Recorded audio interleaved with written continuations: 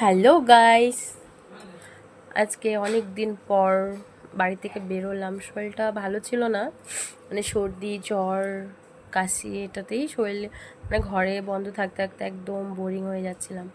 তো আজকে সন্ধ্যাবেলা একটু বাইরে বেরোলাম।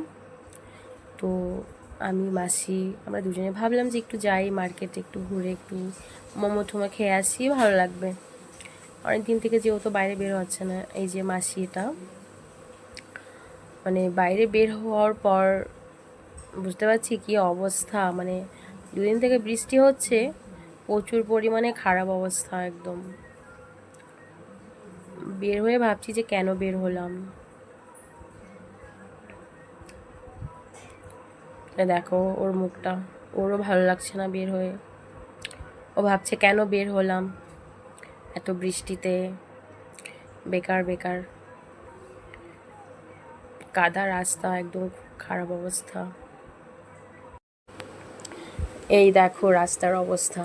মার্কেটে পৌঁছালাম, দেখো কাদা কাদা রাস্তা। মানে পা রাখবো, পা রাখার মানে কোন পাশে যে পা রাখবো আর কোন পাশে যে কি করব, মানে হাঁটবো কোন দিকে বুঝতেই পারছি না, এত কাদা কাদা হয়ে আছে চারিদিকে। মানে এসেই যে মানে ভাবছিলাম যে কেন যে আসলাম। মানে দেখো এরকম রাস্তাঘাট আমাদের জয়গার, বৃষ্টি হলে পরে একদম কাদা কাদা হয়ে যায় চারিদিকে। এমনি খুব ভালো, এটা কিন্তু ট্যুরিস্ট এরিয়া, সবাই আসে ঘুরতে জয়গাতে, ভুটান বর্ডারে। কিন্তু এই যে বৃষ্টি হলে সুপার মার্কেটের অবস্থা এই হয়ে যায়। আর সবারই সবজি বাজার করতে, যারা যারা ডিউটি যায় তাদের বাড়ি ফিরতে খুব অসুবিধা হয়। মানে আমি যে মার্কেটে আসলাম এতটা, মানে যাওয়ার সময় তো ভালো করে গেছি, আসার পথে পায়ের মধ্যে এরকম লাগছিল, মানে মনে হচ্ছে মানে কোথাও খেতে গিয়েছি, মানে ধান চাষ করতে।